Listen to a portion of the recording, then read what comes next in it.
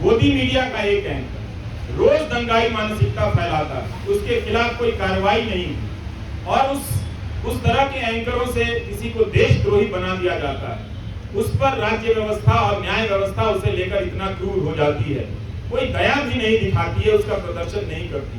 वो कल्पना कर लेते हैं मूर्तियां जिन्होंने खंडित की वो किस समुदाय के हों, वो रिपोर्टिंग अब नहीं करते। इसी तरह से उन्होंने उमर खालिद के बारे में कल्पना कर ली और उसे वास्तविकता में बदल दिया। ये तो गनीमत है कि वहां की पुलिस डिपार्टमेंट को ये बात समझ में आ गई कि कुछ खतरनाक चीजें हैं। वो अपराधी पकड़े गए और उनके धर्म का नाम का धर्म कुछ और निकल आया। नहीं तो पता नहीं वो एंकर उस घटना के बहाने समाज में कितनी जहर और कितना आग फैला दिया होगा और किस तरह के खेल खेले जा रहे हैं इस तरह से। तो इन बातों को देखना है, समझना है कि उमर खालिद एक बहुत बड़ी साजिश का शिकार हुआ है, जिसके तहत तंत्र ने अपना पहला परीक्षण किया कि क्या किसी निर्दोष छात्र को इस तरह से चिन्हित कर, देशद्रोही बताकर, उसे एक तरह से देश के लिए खतरे के रूप में प्रोजेक्ट कर उसे जेल की सलाखों के पीछे भेजा जा सकता है। और ये उनका परीक्षण उमर खालिद के मामले को देखकर या भीमा कोरेगांव के केस को देखकर लगता है कि सफल हुआ। सत्ता ने लोक लांच की परवाह भी छोड़ दी। स्टेन स्वामी के निधन के बाद भी उसे कोई फर्क नहीं पड़ा,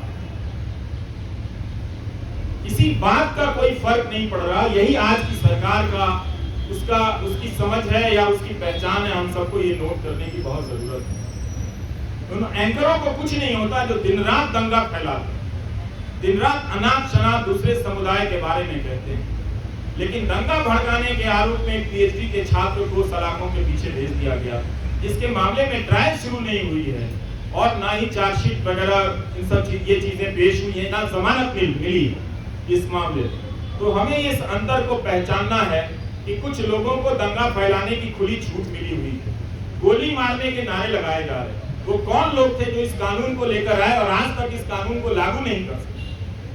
इस कानून को लागू करने के नियम तक नहीं बनाया गया, लेकिन 2019 के दिसंबर में आप जाकर देखिए लौट कर, तो इस तरह से सब कोई चिल्लाता था, चीखता था सरकार की तरफ से कि इस कानून को सूर्योदय से पहले ही लागू हो जाना चाहिए, ताकि दिन के निकलने से, सूरज के निकलने के साथ ही हम सब इसे लागू करें और देश को बचा लें। मगर अब उस कानून का नाम वो उन इलाकों में ही जाकर नहीं लेते। अब उस कानून का खौफ मणिपुर में भी पैदा हो गया। वहां भी कुकी जनजाति के लोग इस बात से चिंतित हैं, घबराए हुए हैं कि क्या कहीं ऐसा होगा कि हमें भी एनआरसी की यातनाओं से गुजरना होगा। तो मणिपुर को लेकर देख लीजिए या दिल्ली दंगों को लेकर, जिसकी जवाबदेही तय होनी चाहिए थी गृह मंत्री, उनकी जवाबदेही तय नहीं, आज तक तय नहीं। गोली मारने के जो नारे लगा रहे थे उनका मंत्रिमंडल में प्रमोशन हो जाता है। सुप्रीम कोर्ट को कहना पड़ा दिल्ली पुलिस से कि ये जो नारे लगा रहे हैं वो मेडिकल प्रिस्क्रिप्शन नहीं है। इसके बाद भी जो व्यक्ति शांति की अपील करता रहा, शांति की बातें करता रहा, वो दंगों की साजिश के आरोप में जेल में इस तरह से बंद कर दिया गया है। तो इस 1000 दिन को आप याद रखें। ये 1000 दिन सिर्फ उम्र के नहीं हैं, ये 1000 दिन भारतीय नागरिक समाज, न्याय व्यवस्था की अफसोस के दिन भी हैं, उनके शर्म के भी दिन। 1000 दिन से उमर खालिद जेल में हैं। 1000 दिन हो गए, ना तो ट्रायल शुरू हुई, ना जमानत हुई। हमने तमाम बहसों में, कानून के फैसलों में यही पढ़ा और समझा, अदालतों की टिप्पणियों में देखा और जाना कि जमानत अधिकार है और जेल अपवाद है।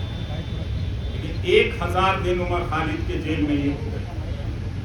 और आज आप सभी जो भी इस मौके पर यहाँ जमा हैं, जिन्होंने ट्विटर पर लिखा है, और आप सबके सैकड़ों मोबाइल फोन के जरिए जो लाइव लोग देख रहे हैं, उन सब ने बहुत बड़ा काम किया है। पूरी कोशिश यही है कि उमर खालिद की लड़ाई भुला दी जाए, लेकिन आप सब ने आकर जता दिया कि लड़ाई भुलाई नहीं जा सकेगी। उसकी अकेले की लड़ाई अंदर की है, लेकिन बाहर भी आप उसकी यातनाओं को जो वो झेल रहे हैं उसे आप महसूस करते रहेंगे। हमने पिछले 9 सालों के दौरान राज्य की हिंसा करने की क्षमता को बदलते हुए देखा। अब राज्य अपनी पार्टी, गोदी मीडिया और आईटी सेल के जरिए आप पर मानसिक हिंसा करता है, आपको बदनाम करता है। और इसकी शुरुआत अगर ठीक तरीके से देखी जाए, संगठित तरीके से देखी जाए, तो उमर खालिद से होती है। जब वो अनजाने में उन टीवी चैनलों के स्टूडियो में चले गए इस उम्मीद में कि इन चैनलों के जरिए किसी की बात रखी जाती है, किसी का पक्ष रखा जाता है, मगर जब तक वो जाते तब तक चैनलों ने अपना रुख हमेशा हमेशा के लिए आने वाले 10-12 साल और न जाने और कितने साल के लिए बदल लिया है। तो उस गोदी media IT cell political party के जरिए एक पीएचडी के छात्र को देशद्रोही के रूप में स्थापित कर दिया गया। समाज की नजर में उसे कमजोर कर दिया गया, जो पहले से ही कमजोर था। हमारी आपकी तरह पढ़ने लिखने वाला एक लड़का था जो नहीं जानता था कि उसके पीछे इतनी तैयारी से सिस्टम ने हमले के सामान जुटा लिए। दूसरा तरीका राज्य ने अपनी हिंसा का ये बदला, ये आप सभी जो सुन रहे हैं उसे समझना भी चाहिए कि पहले राज्य कानून की धाराओं की आड़ में छिपकर हिंसा करता था, लेकिन अब हिंसा करने के लिए वो कानून बनाने लगा है ताकि वो खुलकर हिंसा कर सके। ये बदलाव आया है और आज राज्य हम सब देख रहे हैं। सिर्फ उमर खालिद नहीं है, शुमा सिंह भी हैं भीमा कोरेगांव केस में 5 साल से अंडर ट्रायल है। जब बड़े बड़े न्यायाधीशों को अंडर ट्रायल के बारे में बोलते हुए सुनता हूं तो मुझे लगता है कि यही 2-4 केस उन्हें भी नजर नहीं आते होंगे, या उन्होंने भी अपनी सुविधा के हिसाब से इन कुछ केस को देखना सुनना बंद कर दिया है, इस तरह से कि ये केस छोड़कर बाकी और केस पर बोला जाए। तो कभी भी सबके सामने में है, सुप्रीम कोर्ट ने तमाम टिप्पणियां की है जमानत को लेकर, सबके सामने ये बात है, मगर कभी भी 1000 दिन तो सुनवाई चली है दिल्ली की निचली अदालतों में, बेतवा शर्मा ने लिखा है, और कोई 400-300 दिन दिल्ली हाईकोर्ट में इस तरह से जमानत को लेकर सुनवाई चलती रही। इसके बाद भी जमानत एक इतनी मुश्किल उम्मीद इस लड़ाई में बनकर सामने आ गई। यही उम्मीद कर सकते हैं कि कभी कभी न्याय व्यवस्था की अंतरात्मा किसी रात तो जगती होगी, और जब जग जाएगी तो देखेगी कि कानून के हाथ लंबे नहीं, उस कानून के हाथ रंगे हाथ भी होते हैं। उसे नजर आएगा, वो बात समझ में आएगी कि क्या हो रहा। हम सब ने यह भी देखा है कि मीडिया के स्पेस से उमर खालिद को धीरे धीरे पीछे की तरफ धकेल दिया गया, किनारे कर दिया गया, ताकि बुलाने की प्रक्रिया में तेजी आए। मैं अक्सर सोचता हूं कि जो लोग शुरू में बोला करते थे वो लोग आगे चलकर बोलने की प्रक्रिया से ऊब गए, या उस प्रक्रिया के सहयात्री हो गए, जिसने ये तय किया है कि हम जब किसी के साथ इस तरह की यातना करेंगे, मुखार धाराओं में उसे बंद कर देंगे, तो उसे भूल जाना होगा, उसे उसके हाल पर छोड़ देना होगा। उमर खालिद की जितनी भी तस्वीरें आई इस दौरान, जहां भी छपी या चंद वीडियो में नजर आए, मैंने एक हंसता हुआ लड़का देखा, लेकिन उस हंसी को देखकर अपने भीतर उदासी भर जाती थी कि हंसी जो है वो अपने लिए नहीं, वो हम सब के लिए छोड़कर जा रहा है। या आप शायद अपनी जिंदगी में सामान्य होंगे, इस वक्त एक ओवल में फालतू का मुकाबला चल रहा है, इंडिया ऑस्ट्रेलिया के मैच में ट्वीट करके अपने आप को क्रिकेट प्रेमी जता रहे होंगे। जता सकते हैं, बिल्कुल अपनी जिंदगी जी सकते हैं, और जिंदगी को उसी रोशनी और संगीत के साथ जी सकते हैं, मगर याद करने का जो फर्ज था नागरिकों का बहुत लोगों ने भुलाया, और ये होते हुए हमने देखा। उनके लिए एक ऐसा विषय बन गया जिस पर लिखना, जिस पर बोलना राज्य से टकराने के जैसा हो गया। वो अपना हिम्मत हारने लगे। लेकिन यहाँ आकर यही लगा कि शायद मैं उन 2-4 लोगों की परवाह कर रहा था, आप 1000 लोगों को, सैकड़ों लोगों को नहीं देख रहा था जो आप राज्य से लड़ रहे हैं। राज्य कई तरह के सेंसर लगा रहा है, लेकिन फिर भी आप बातों को पहुंचाने के लिए अपने कैमरे हाथ में थाम कर उठाकर खड़े हैं। ये बहुत बड़ी बात है। मैं याद करना चाहता हूं उमर के साथ आज बेतवा शर्मा को भी, जिन्होंने दिल्ली दंगों के मामले में शानदार रिपोर्टिंग की, आज भी की है बेतवा ने, और पहले भी सफूरा के मामले में उन्होंने शानदार रिपोर्टिंग की, और जिसकी वजह से लोगों ने जाना कि नताशा नरवाल, देवांगना कालिता, इन सब के साथ क्या हो रहा है। इन्हें जमानत मिली, लेकिन उमर खालिद को जमानत नहीं मिली। हम इस केस के बारे में जिस तरह से आज बेतवा ने लिखा है कि दिल्ली पुलिस की गवाहियों में, उसकी दलीलों में कितने अंतर पाए गए हैं, ये सब डॉक्यूमेंटेड है। और आप सभी को पढ़ना चाहिए कि एक पत्रकार ने, और पत्रकारिता सीखने के लिए भी पढ़ना चाहिए कि अपनी उस बात को कहने के लिए बेतवा शर्मा और उनकी टीम ने कितने हजार पन्नों के दस्तावेजों को पलटा होगा, और उनके वकीलों ने जो उमर के साथ लड़ रहे हैं, उन लोगों ने कितनी कानून की किताबों को पलटा होगा कि इंसाफ और जमानत तक के दरवाजे तक उमर खालिद को ले जाएं। मगर लगता है कि वो दरवाजा, उस दरवाजे तक पहुंचने का रास्ता बहुत लंबा कर दिया जा रहा है, या शायद उमर खालिद के लिए ही बहुत लंबा है, या शोमा सेन के लिए बहुत लंबा है, स्टेन स्वामी के लिए तो दरवाजा कभी उस दरवाजे तक पहुंच ही नहीं पाए, इस दुनिया से चले गए। और भीमा कोरेगांव केस में क्या हो रहा है ये सब हम सब देख रहे हैं। नेहा मसीह ने कितनी बार इन सब चीजों को याद करने की जरूरत है। वॉशिंगटन पोस्ट के जरिए रिपोर्ट की कि भीमा कोरेगांव केस में लोगों के कंप्यूटर में फर्जी फाइलें डाल दी गई, जिससे उन्हें प्रधानमंत्री की हत्या की कथित साजिश के आरोप में आरोपी बनाया जा सके, और लोग इन धाराओं में, इस मामले में कई महीनों से जेल में हैं।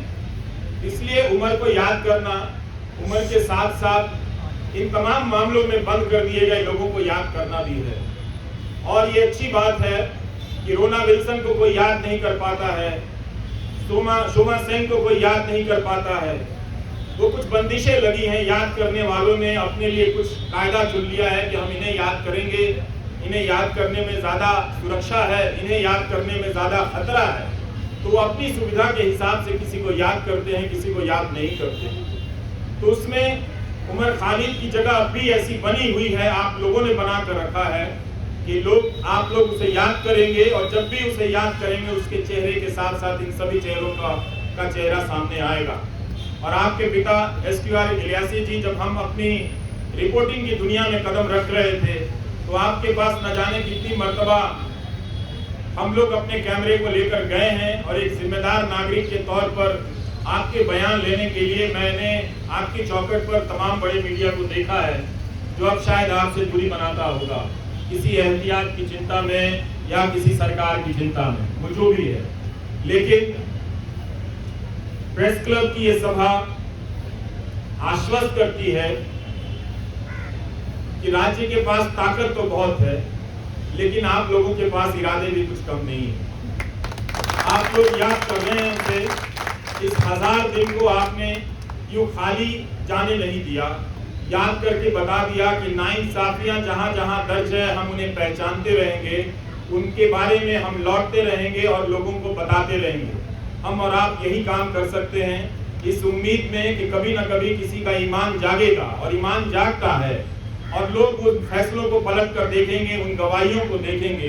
दिल्ली पुलिस में भी बहुत सारे अच्छे लोग हैं, वो लोग समझेंगे कि उनके हाथ से किस तरह की नाइंसाफी हो रही है। उनकी रातों की नींद भी खराब होगी किसी वक्त में, जब वो खुद किसी नाइंसाफी के दौर से गुजर रहे होंगे, तो अपने द्वारा की गई नाइंसाफियों को याद तो करेंगे ही। हम सब याद करते हैं, वो भी इंसान है, वो भी याद करेंगे। लेकिन उमर खालिद के लिए लगता है कि सब कुछ एक कठोर दरवाजा बना दिया गया है, लकड़ी का ऐसा दरवाजा जहां इंसान नहीं खड़ा है, लकड़ी का कुछ लकड़ी की मूर्तियां ही बनी हुई है, वही फैसले ले रही हैं, उनका शायद दिल नहीं धड़कता। हम कोशिश करते रहेंगे कि उमर खालिद के साथ जो मामला है उसको उठाते रहें, आप लोग बोलते रहें। बोलने के लिए बहुत जरूरी है कि इस केस के डिटेल में जाएं, जिस तरह से बेतवा शर्मा ने आज रिपोर्टिंग की है। इतनी बड़ी मीडिया की फौज है इस दिल्ली शहर में, पूरे देश की मीडिया को खत्म कर दिया गया कि दिल्ली में मीडिया है, क्योंकि नेशनल मीडिया है, वो राज्यों और जिलों की परवाह करता है। लेकिन अंत में ये नेशनल मीडिया भी खत्म हो गया, और आज आपके बीच उसकी मौजूदगी नजर नहीं आती। कोई हाथ उठाकर नहीं कह सकता कि हाँ वो यहाँ पर खड़ा है, उसके चैनल पर उसका लाइव प्रसारण हो रहा है। अगर कोई ऐसा है तो उसके लिए ताली बजा दीजिएगा, नहीं तो आप सब अपनी निष्ठा और अपने कर्तव्य निष्ठा के प्रति खुद ही ताली बजा लीजिए। आपके लिए तो कोई आएगा नहीं। इस धूप में आप लोगों ने इतनी मेहनत की है, बहुत बहुत शुक्रिया कि हम सब ने आज उमर खालिद को याद किया है। ट्विटर पर जिन लोगों ने लिखा है जो यहाँ नहीं आए हैं, उनकी सॉलिडारिटी को भी स्वीकार करना चाहिए, उसे भी मंजूर करना चाहिए, उसे भी एक तरह से उसकी पहचान होनी चाहिए।